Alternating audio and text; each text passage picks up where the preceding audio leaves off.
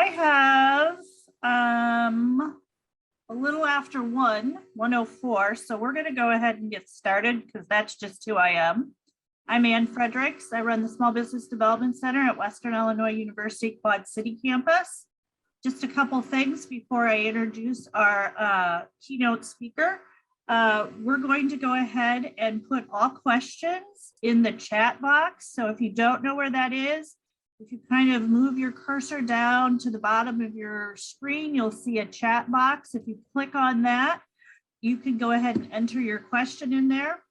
Then when Robbie, our guest keynote, is speaking, when he's done speaking, we'll go ahead and go through, I'll go ahead and go through all those questions. It's with great pleasure that I go ahead and welcome Robbie McBeath. He's outreach manager with the Benton Institute for Broadband Society since 2014. He is currently outreach manager where he oversees the distribution of Benton's publications and manages the organization's online presence. In addition, he helps manage the Illinois Connected Communities program and produces the biweekly Broadband Connection newsletter. It is with, he is the author of the forthcoming report on round 1 of Illinois Connected Communities program. And he previously interned at the Federal Communications Commission. It is with great pleasure that I am going to go ahead and let Robbie take over. Welcome. Thank you so much, Anne, for that introduction. Please interrupt if you cannot hear me or if the slides are not working for people. I would much rather be interrupted, but I'm going to try to move through things as quickly as possible. So again, thank you. Yeah, my name is Robbie McBeath. I'm with the Benton Institute for Broadband and Society, and I'm very glad to be speaking here at the 33rd Annual Rural Community and Economic Development Conference. I believe this year's title is Repositioning Rural for Economies of the Future, and it's hard to imagine broadband not playing a pivotal role in that scenario. And, you know, I always like to point out the Benton Institute, we call broadband the infrastructure of opportunity. And so I'm hoping this presentation will kind of shed some light into that. And we have a lot to cover. We're going to be covering a very basic overview of broadband, how Illinois is responding, and then as promised, an in-depth look at the Illinois Connected Communities program.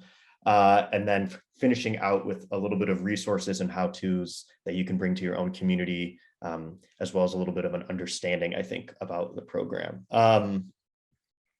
So in case people aren't aware, I just like to bring... Was I unmuted? Okay, sorry about this. It looks like somehow the rooms were terminated. They still are there. You're still assigned to them, it looks like. So I just need to open them all again. One thing I'm going to do is turn off the breakout rooms close automatically, and I will watch that manually now. If you are a moderator or a speaker that has co-host, please do not use any of the options in the breakout rooms. Please only look for your room to join. That might have been what happened. So I'm going to open all rooms again, and you can go back into them. Gotta love technology. Robbie, you're still muted. I'm muted. Okay, now I'm welcome back, everybody. Good. Okay, can good, people good, hear good. me? Yes. Should I just keep going where we left off? Yep, just keep. Okay. Yep, let's just keep going. Fantastic. Sorry, you know, technological interruptions are, I think everybody's used to now in this new era. So apologies if anyone didn't hear that. My name, Robbie McBeath. I'm with the Benton Institute, and we're just starting now on this presentation. So here are the broadband gaps in Illinois. So what you're looking at on the left is an image of 100 megabits per second down, 20 up, which is a general kind of rule of thumb for just a adequate broadband connection for remote learning, for streaming, for running a business, these sorts of things. And you can see in general around population centers in Illinois, things are looking good. But if you're looking out in rural communities and less densely populated areas, there's still room for improvement. And that last bullet point kind of has a little bit of an explanation or a difference between those two. And these are coming from the Illinois Broadband Affordability Study. So if you're interested in really diving into the details, particularly a lot of the demographic details, we can follow up after that. and I can showcase some of that to you. Also included in that report is this notion of digital distress. And so just kind of that idea is, are you, under a situation where you're only using a cell phone for internet access, maybe don't have an at-home device, what we would call underconnected is kind of a similar language to digital distress. And you'll notice, with this map of Illinois, many of you sitting here today might be from different areas in that blue, which is high digital distress, and just general trends looking at it. The south of Illinois, the more rural portion of Illinois, a lot more digital distress compared to more populous regions across the state. So if you know what broadband is, or you think you know what broadband is, I just ask for your attention for the next 1 to 2 minutes as I briefly just go through and just kind of provide a quick explainer, because it can be a little bit confusing. And I really like this graphic from Connected Nation, which is an organization the Illinois Office of Broadband has worked with to develop their maps. And the reason I like this is because it says so much in just a simple image. So on the top, all of this is broadband, first of all.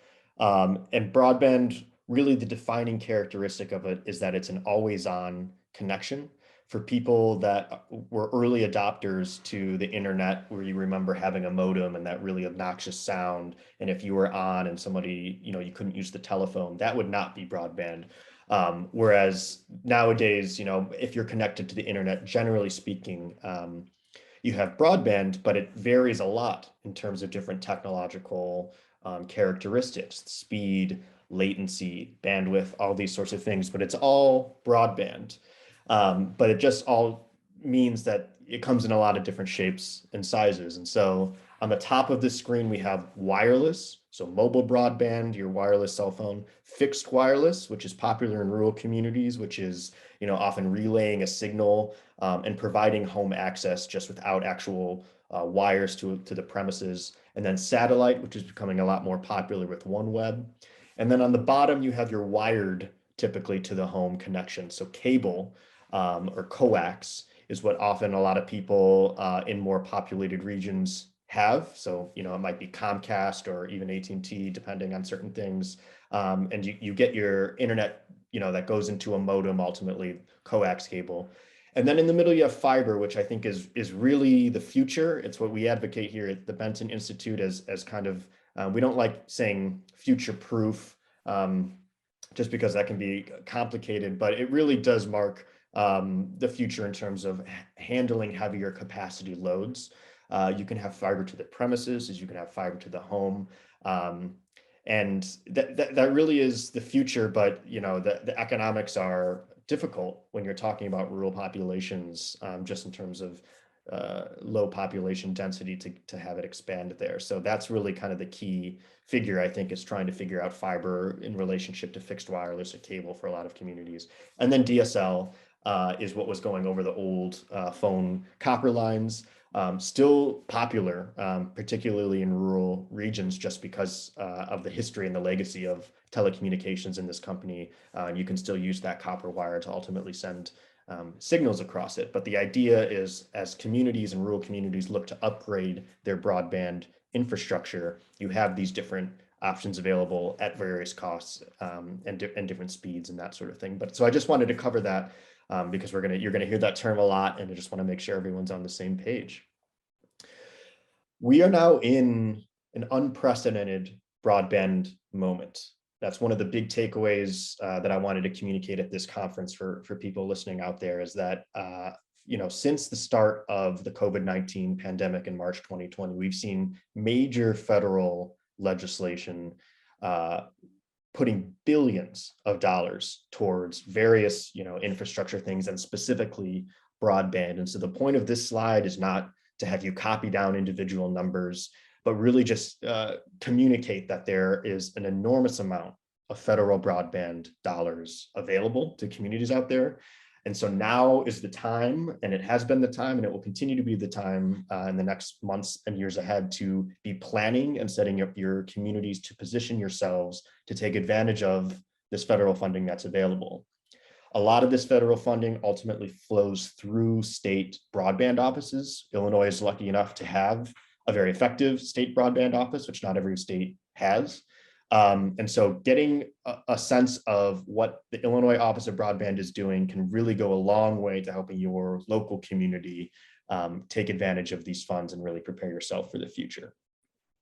So I'm just going to be doing a very brief overview of some of what the Illinois Office of Broadband is doing. And so one of them is infrastructure. It's the Connect Illinois program. One of them is regional economic centers, the Broadband Ready program. And then the last one, Illinois Connected Communities, is the main one that I'm going to be talking about as I'm a co-leader in implementing that program and have been since 2020. Okay, Connect Illinois. We should all be very proud, I think, as Illinoisans of this program. This was announced before the pandemic. So this was announced in 2019, this idea of a long-term, multi-year, $400 million capital broadband investment, which at the time was the largest by any state.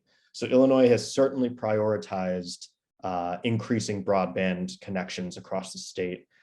So you'll see round one is that left image, that map. You'll see kind of all across the state, different providers getting those matching grants to help build out the infrastructure in their areas, connecting thousands and thousands of homes and businesses.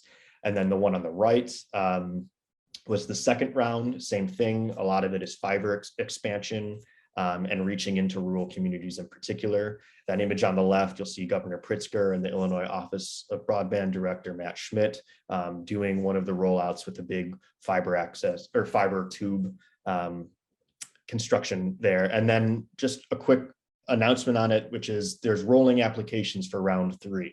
So if you know your organization well enough and you know your broadband situation and you are connected with providers in your community, please do consider applying for Connect Illinois round 3. There's more information on the Illinois Office of Broadband website, which will be included at the end with a bunch of resources at the end of this presentation.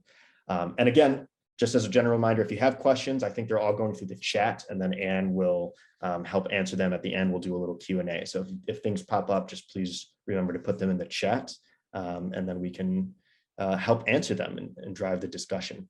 So that was the one program. The second program that I'm just going to briefly touch on that I think is of high relevance to this community is the Broadband Ready program, which let me just reorganize my notes here in just a second. It is based on the 10 economic opportunity regions across Illinois. And this program is really involved with getting local public universities and community colleges into the mix, because they're often sitting on what's called middle mile fiber backbones. And so for any, I mentioned that kind of image in the beginning of broadband, how the internet ultimately works at a more macro level is that you have these middle mile fiber rings and networks that can connect often universities and other educational institutions, just because of the history of how the internet was ultimately created as a research tool initially. And so across the country, universities often are sitting on some of the fastest fiber connections. And so part of the idea with the Broadband Ready program is tapping into those assets to expand broadband out into the communities.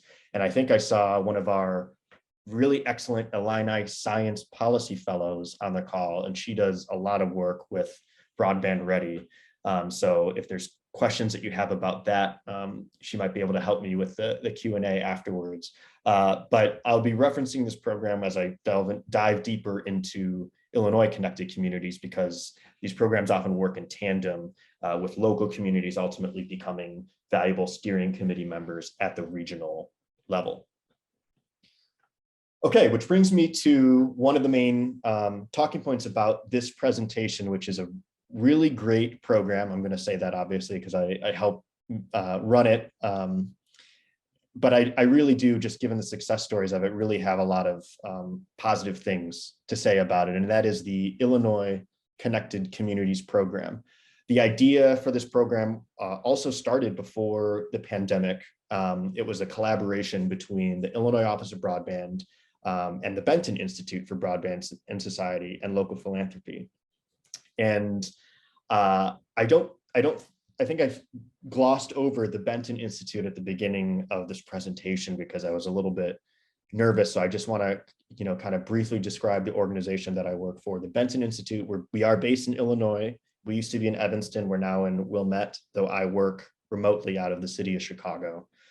We've been doing public interest communication policy for 40 years. Obviously not broadband, because that technology has not been around that long, but just a variety of public interest communications policy. But now, with broadband being the main one in the technology of the future, that's where we've organized our efforts.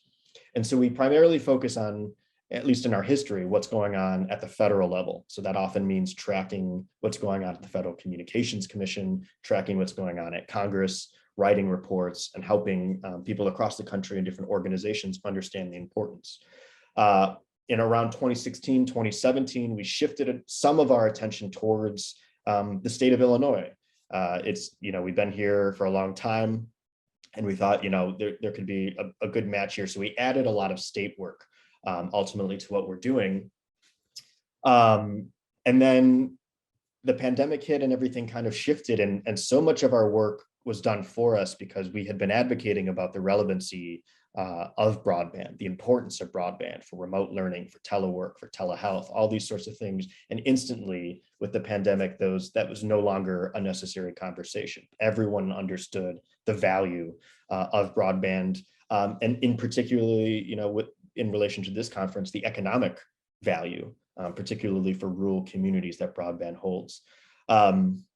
So one of the programs we were really excited to help out with was the creation of this Illinois Connected Communities program. It is a program, it's community driven. It's designed around engaging communities and helping them build the capacity to approach what we call broadband access, adoption, and use, which I'm going to go into a little bit more detail. But the idea is, at least for this slide, is just to take into account Philanthropy teamed up with the Illinois Office of Broadband to basically help get small local communities ready, one, to apply for larger federal and state funds for broadband, but also to recognize what can we be doing now, what small victories can we be doing to increase what we call digital equity in our space. And so that's the main thing that I want to communicate to you all in this conference right now is, yes, preparing yourselves for larger infrastructure investment is vitally important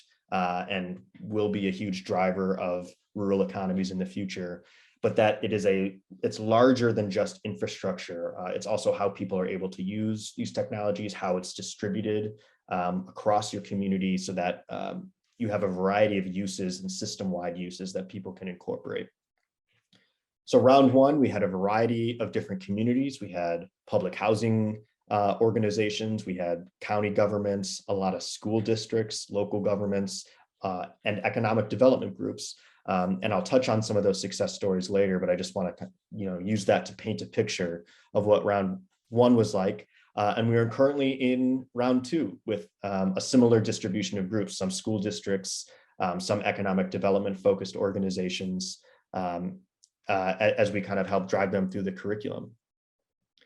And you might be asking, well, why is philanthropy a portion of this? And really, there's many reasons, but I think the simplest one is the Illinois Office of Broadband doesn't have as many resources as it could use, and rural communities themselves often do not have as many resources as they would like to implement these advanced technologies. And so the idea is the philanthropic community can fill a lot of resource gaps, particularly ones around that are just hard to deal with just from a pure financial standpoint. So I'm not going to go through this slide in detail, but really it's just kind of getting at certain place-based philanthropies can really serve as a great meeting hub and kind of vehicle for engagement in your local community. So if you have not thought about tapping into that resource that might be available to you, we highly recommend. One of the things that makes the Illinois Connected Communities program unique is that it takes a really holistic approach to digital equity. And this is sometimes challenging, to be honest, because this is a shifting field. And so you might have heard the phrase, the digital divide. that was very popular, really starting, kind of in the early 2000s. And it kind of had this haves and haves not of who was connected and who was not connected. And that term has sort of, I would argue, not really kept up with the times for a variety of different reasons because of things like being underconnected. I had mentioned digital distress earlier in that thing. If you're a household, that was just getting by, technically you might have, 25 megabits per second down, 3 up, which is the current Federal Communications Commission definition of broadband. When everybody, was forced to work and learn and do everything almost at home because of the pandemic, that might not have been adequate. There might have only been one device or one cell phone. So, were they on the right side of the digital divide? It becomes this very binary, difficult thing to answer. So instead, I think what's much more helpful for policymakers and, economic development leaders in rural communities is to start reframing and thinking about this in terms of digital equity. Are people able to use the internet in a successful way? Do they have devices? Do they have adequate speeds? And are our institutions harnessing the power to help, expand all sorts of things, government services, telehealth, economic development? So I just want to quickly kind of go through what the Illinois Office of Broadband and the Benton Institute with the Illinois Connected Communities Program, what we're calling the Digital Equity Stool. And so rather than digital divide, we think of the goal kind of being digital equity that has these 3 sort of lanes that obviously interact with one another. But access is the first one, which is what a lot of people think about and where the digital divide term kind of usually rests, which is there broadband infrastructure? Is it available and is it adequate? Are people able to connect to the internet where I live? Oftentimes the answer is no. There is no connection to my house or to my farm or to this library, whatever the case may be. So access is certainly a big part of it. And a lot of the infrastructure funds are focused on that leg of the stool of digital equity. The adoption piece often gets underrepresented in the discussions about expanding broadband in communities. And we use the question of, are people subscribing to and able to use broadband? So this is more at an individual level. And the research that we've done and other groups in the policy space have done indicate cost is the primary barrier to adoption. There are a lot of federal programs, what was the Emergency Broadband Benefit, which is now the Affordable Connectivity Program, that are aimed at assisting low-income citizens with getting subscribing to broadband, to getting broadband service in their homes. And we find those are enormously powerful to help bring more people online, because it's often that there is a service available, but they do not see the relevance or cost or not able to realize the ability to purchase a sustained internet subscription, which is the other reason why some people only have wireless only as well. So when thinking about increasing the economic power in your community with broadband, very simply, it might be making sure there are low-cost options widely known and available to people in your community, which I'll touch on more. And then lastly, use, which is we think of more systems-wide. So are your government services moving online? That ultimately that can be really efficient, and you can see a lot of gains with your community doing that sort of thing, but it only really works if everybody is included, if you have that sort of ethos of digital equity in which people have the skills and ability to pay for these services. So in other words, a lot of the economic benefits, the system-wide equity benefits that rural communities might be trying to harness really depend on digital equity and a focus on a holistic digital equity, because if people can't afford to pay and systems are not ultimately implementing more broadband-based solutions, you're not going to realize a lot of the economic benefits. Okay, I think I'm doing pretty good on time, but I'm going to try to be quick so that we still leave time for Q&A. And so after all this, we've developed what we're calling pathways to digital equity. There's a link to a draft of that document in the resources at the end of this. But that's ultimately going to be a kind of handbook or a guidebook for communities that look at access, adoption, and use of broadband about what they can do. And most steps in the pathway follow this formula. So if you're looking for, just an orientation around how can we get started in my local community addressing our broadband needs or trying to promote digital equity in my community, I highly recommend just kind of thinking through with these steps about approaching it. And most importantly, I think, is that first one is convening a really strong steering committee. And like I said, Philanthropy can kind of be a key player in that process. We also at the end have what we're calling pathway victories. And so this is the adoption portion. And I just wanted to put this out there as just sort of a mosaic of, these are all things that different communities were able to accomplish in round one of Illinois Connected Communities. And so, any of these things I think are accessible to most communities across the state. So distributing computers and devices, implementing programs focused on older adults, and all of these things, eventually I think lead to economic development and revitalization. It just might not be the first thing that communities think of when they think about broadband, but I assure you that these are tremendous wins, and the communities that were able to implement some of these things are really happy that they have done so. They only build from here. So I just wanted to propose that as further resource that's in the Pathways to Digital Equity document. So now I'm going to go to success stories, and I just want to highlight, how much economic development groups are involved in this effort. And when I was creating this PowerPoint, I was thinking, oh, it'd be really great to have photos to tell these stories as I'm talking, and to do that and add a little bit of visual to the narrative. But then, as someone that's sat in a lot of these things, they often become eye candy, and people I think aren't really engaged. So I'm using this point in my presentation to just kind of, again, ask for your focus, and sort of, as you're listening to some of these stories, imagine, is this possible in my community? Have I thought about this before? And sort of, kind of just listen to some of these stories and see, how they relate to your own personal situation. I think that'll have a stronger impact than just pure storytelling. Okay, so some of these success stories from round one. Brown County, it's located in West Central Illinois. It has a population of around 6,500 people. Mount Sterling is the county seat. And there's an organization, Dot Foods, located there, which is the nation's largest food industry. And so also what's located there through the Dot Foods is the Tracy Family Foundation, so a local place-based philanthropy. And so they both had an interest of promoting telework. It was a major employer, Dot Foods.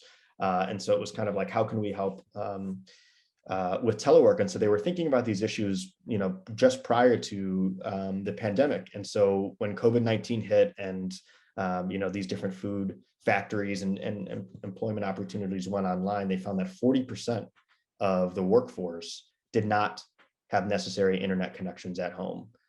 So that's huge. If you're talking about economic development in rural regions, having 40% of your major employer not being able to really do work because they lack home internet connection is going to be a major economic hit. So Brown County participated in the Illinois Connected Communities program. They were able to form relationships with two key small broadband providers in their area and just say, hey, we have different communities here that are not connected. As much as we like to think that small providers across the state really know the landscape, they don't, because there are inaccurate maps. And so it's having a group of citizens organize and come together and say, and literally go to a provider and start the dialogue and say, what can we do? You can see huge successes. And so I just want to read a quote from somebody. I'm not gonna, we'll call her Jennifer. I don't want to, out anybody, but she lived in the Cooperston Township in Brown County. She's a teacher, her husband's a farmer. And so they were able to communicate with one of the small providers and actually put a repeater on a grain silo and ultimately have that repeat the signal and give a fixed wireless connection to the entire community. And so she said, we were able to place the technology on our grain silo, and that provides enough signal for all of the houses in the Cooperstown area. It was like Christmas morning for us. It has improved our lives, and we feel a part of the 21st century. We are now able to stream anything we would like. Everyone can use the internet at the same time. And most importantly, we can run our business without any delays, issues, or relying on our cell phone data. Our children can be in school on remote days at home without any trouble. We also have some very excited neighbors who can now do the same. We are grateful for the grant that led to the broadband team and for Nick and his work in this community, which is one of the leaders of the steering committee for Illinois Connected Communities. So that was just one small area of a rural place that was, just one success in that. But you can see just, the ripple effects of connecting people like that. Mercer County, located just south of the Quad Cities, they ended up working with Mercer County Better Together to bring economic development stakeholders to the table. They ended up coordinating with geo partners to do a really detailed mapping of their situation because they realized the FCC maps are not accurate enough to who does and does not subscribe to broadband at adequate speeds. And they have basically been moving right along with other Illinois programs. They are now part of another program called Illinois Accelerate, which is a fast-tracked 14-week program aimed at really connecting local communities to those infrastructure grants that I talked about. And so one of the great things about this program is just, we like to call them off-ramps, but really they might be on-ramps of just getting local communities organized so that they can start realizing, if we have everything in place and these key stakeholders here, we can apply for these grants. We can apply for this other program from the Illinois Office of Broadband. And so there are just so many success stories around that. Region 1 Planning Council out of the Rockford area, they're sitting on a lot of middle mile fiber, just given where they are, the assets of the town, the Northern State Line region. So they've been working with the Broadband Ready program to basically continuing the success that they saw with Illinois Connected Communities. They were able to get a memo of understanding with the city of Rockford to support a competitive broadband providers like fiber to the home deployment, and really leveraging the state resources there. I'm going to skip Mattoon for now, just for time reasons, but that was another key, just getting connected with organizers, organizing to get connected with providers to end up having a fiber to the home situation. And then lastly, I just want to hit on Connect Flanagan. They were really one of the all-stars of round one. They're a really, really small community, just over 1,000 residents, located 30 miles north of Bloomington in north central Illinois. And they set out to basically say, look, can we get 100 megabits per second down, 100 megabits per second up throughout our community? And so they, even though it was primarily just two main people, including an older grandmother, they were able to do a survey that got well over 60% response rate of the 1,000 people in their community, because so many people just did not have broadband. They were very eager to take the survey to say, yes, please, we want, to have a broadband connection here. And so with that survey data and that mapping data, they were able to go to providers, and then they ultimately applied for a Connect Illinois infrastructure grant, and they were one of those round 2 winners, where there is now going to be a fiber to the home network in Flanagan, Illinois. So really, again, just the power of local organizing, of getting things situated, you can see tremendous success. So as promised, I just want to do a very quick, lessons learned or key takeaways before going into resources. And so these are just kind of, as you're thinking about developing your rural communities, what you want to do, keep these things in mind. The importance of a local broadband champion. You need somebody to convene stakeholders, to lead meetings, to potentially apply for grants. So having a point person to do all of that is essential. And that's where philanthropy can be a big help. The Illinois Connected Communities program, they ultimately gave $15,000 grants to each participating community. And some of those dollars were spent on just having somebody work part-time as essentially a local broadband champion. And we found those communities to be really successful just in their ability to, again, organize and have kind of a central chain of command to do this work, because if it's completely volunteer led, it makes it much more difficult. I haven't really touched on it, but there's this great organization that has been making a lot of progress in Illinois called PCs for People, that refurbishes old computers and then distributes them. Nearly every community that we worked with had a distribution event where literally it was free or extremely reduced cost devices being given to residents in need, and it was an overwhelming success.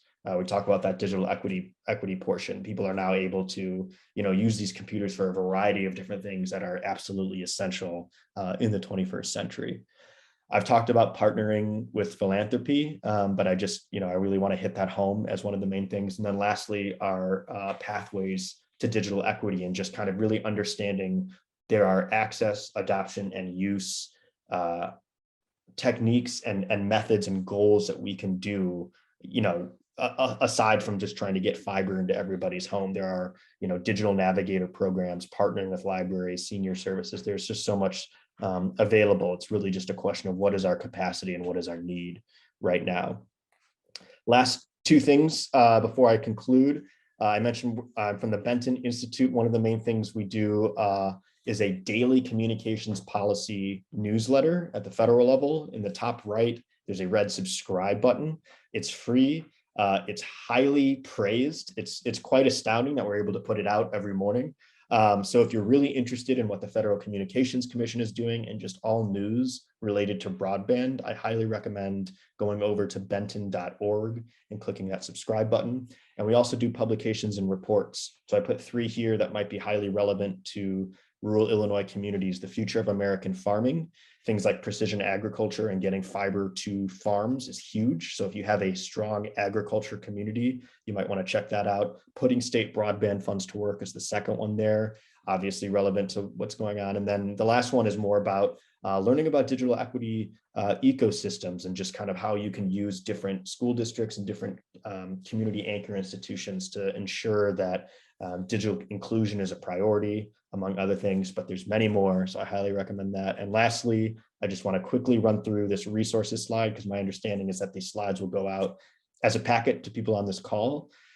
So it's almost in order, I think, of like helpful things that I recommend. So there's the bi-weekly Illinois broadband newsletter. The next one will be going out on Monday. It goes out every other Monday around 1 p.m. I help draft it. It's really the best way to stay in touch with what is going on in Illinois with broadband. You want to stay up to date with grants, what the Illinois Office of Broadband is doing. That's the best way to do it. If you want to look at the Pathways to Digital Equity document that is currently in draft version, you can take a look at that. It goes to a PDF. And then a Broadband 101 glossary of terms if you want to just kind of up your knowledge or get more familiar. The Illinois Office of Broadband contact information is there. And then lastly, again, where I work, the Benton Institute, we have our publications that I talked about, and then my email finally at the end. Okay, I want to turn it over to questions, I think, while we still have time. Is that okay? And thank you. Yes. And thank you everyone for listening. I appreciate it. That was absolutely amazing. Full disclosure, I actually live on a farm, so thank you and my husband has a farm, so thank you for putting the tractor in the understanding of what broadband is, with the whole GPS and precision farming, which is so essential. Yes.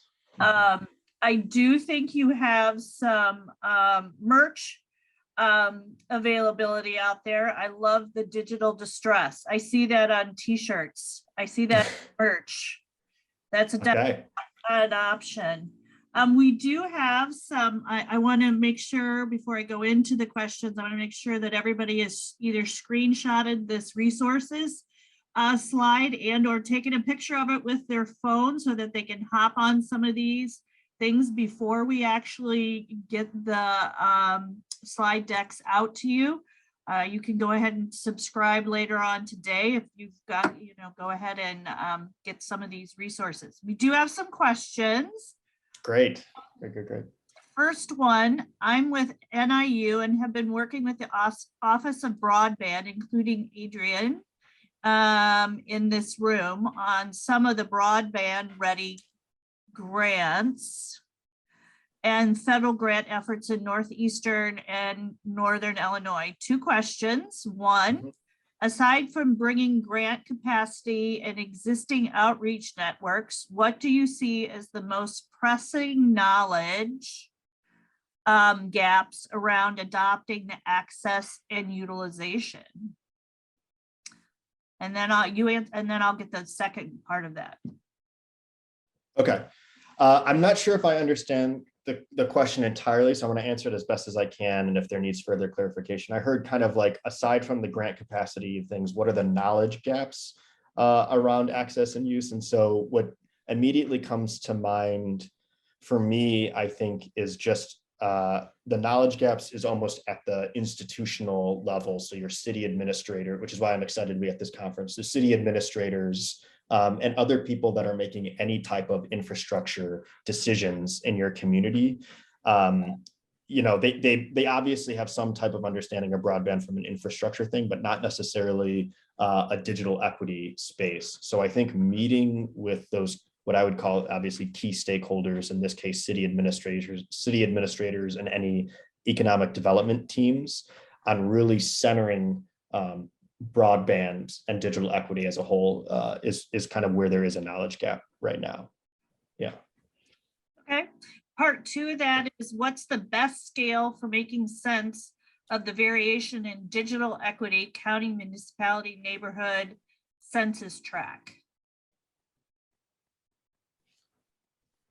Sorry, could you repeat or clarify, or if, I don't know if they're allowed to have speakers. I don't know if Thomas, if that's you, I'm just. Let me see if I can unmute him. They've given me that. They have not. Okay, so I think. Oh, sorry. Yeah, sorry about that. Let me see if I can see the chat real fast, and then. No, I can't. Okay. Well, he just said that he could skip. You could skip the second question, that you've already answered it. Okay, and you email me with any of these things if not. Perfect. We have another question. How did the communities that did local self-driven surveys of broadband availability and quality conduct the surveys? Great. Some of the valuable questions that should 100% be included in the survey?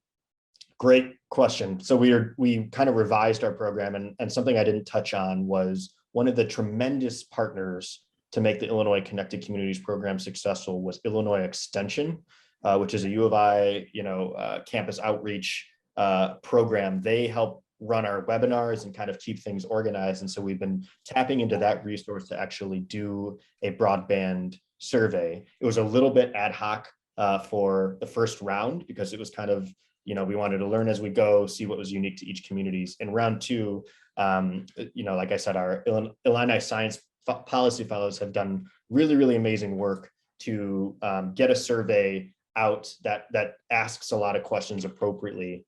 So that's, we literally were just doing that with round two the previous weeks. And so if you have questions about what that survey should look like, it'll be in our digital or pathways to digital equity. But you're also welcome to email me. I can share with you a link to what that survey looks like.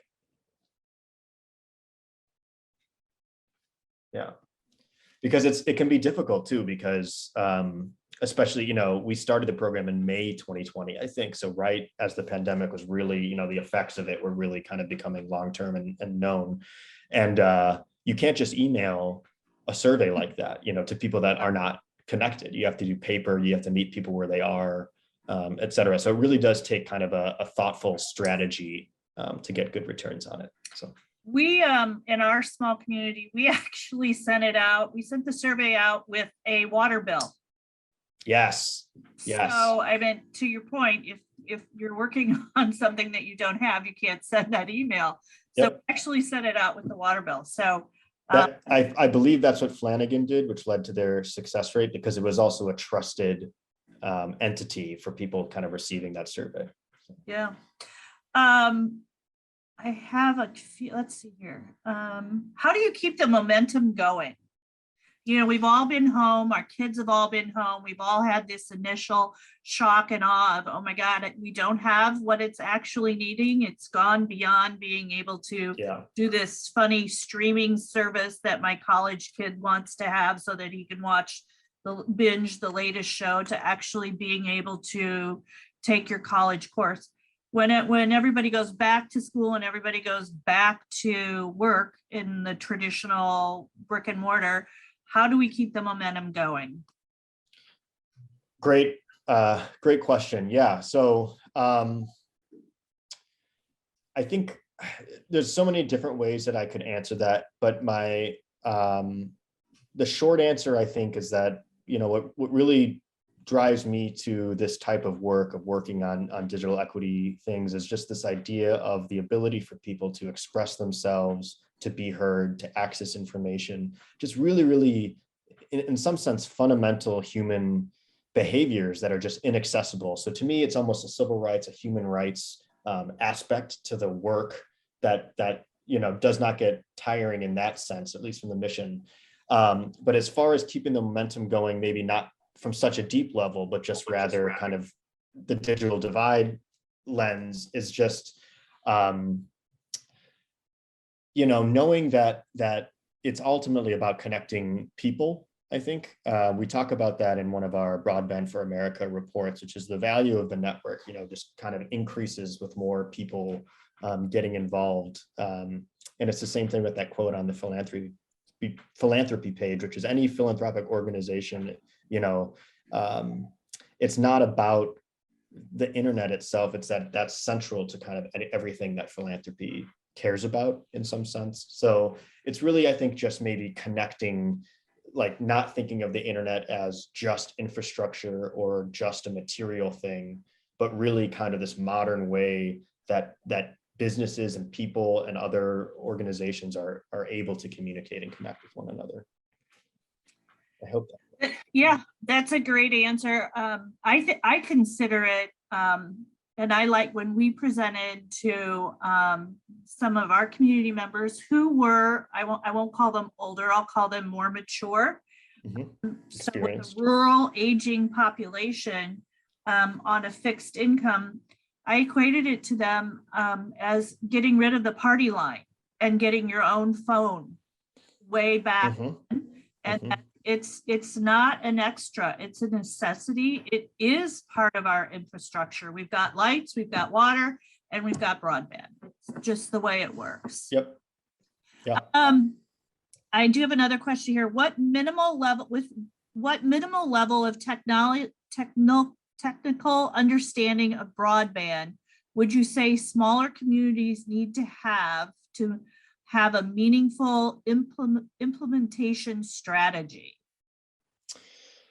I mean, we start extremely basic with Illinois Connected Communities. So I guess the answer is that you can start wherever you are. That Flanagan group that I was speaking with, they were not able to ultimately join Zoom meetings at first. One, because of the technical limitations of not having adequate speeds, and then two, just an unfamiliarity with Zoom technology. So they went from that to doing that successful survey to ultimately now partnering to get fiber to the home in their community. That's an astounding, you know, and I don't expect every community to kind of go through something like that. But I think it's really just learning. The Benton Institute, you know, we have a lot of resources, but the short answer is I've honestly, your level of technical knowledge can be near zero, and you can still contribute value towards this issue in your community. One of my favorite communities that we worked with in round one was the Neighborhood Network Association in Chicago in the South Shore, a community traditionally on the south side of Chicago, neglected, you know, by city politics, by city resources, who understood, oh, broadband this is an equity issue. They didn't know the technical components of broadband. They didn't know, you know, the difference between fiber optic cable and coax cable, but they did know that if, you know, in the same way of trying to close the education gap in education, if we don't respond to this, ourselves, it's never going to happen. So I think any knowledge that you have, but then that's the other aspect of bringing in key stakeholders. You can bring in, one of the most common people that join communities are the IT specialists at school districts, because they know the digital divide gap, but in families and students that don't have access at home. They know, okay, this parent can't do full online learning because of these students in their class. So bringing in people that do have that technical knowledge is essential. So your knowledge, I don't think, matters as much as your enthusiasm and willingness to learn more and bring people to the table. I think that's a great point, Robbie. It's not so much the knowledge as the drive to actually understand and get it there. I think you're going to see a lot more of that too, again, in rural communities who don't have access to adequate health care. If they can get a telemed meeting for mental health, it's huge. Or if they can meet with their loved ones who are maybe on either coast via Zoom meeting, if they understand that, the beauty of how that works, it's huge. Yep.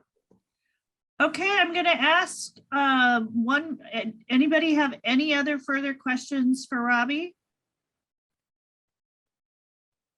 Okay, well, I want to thank you personally, professionally, for your excellent presentation. Love the resources at the end. We can all use those.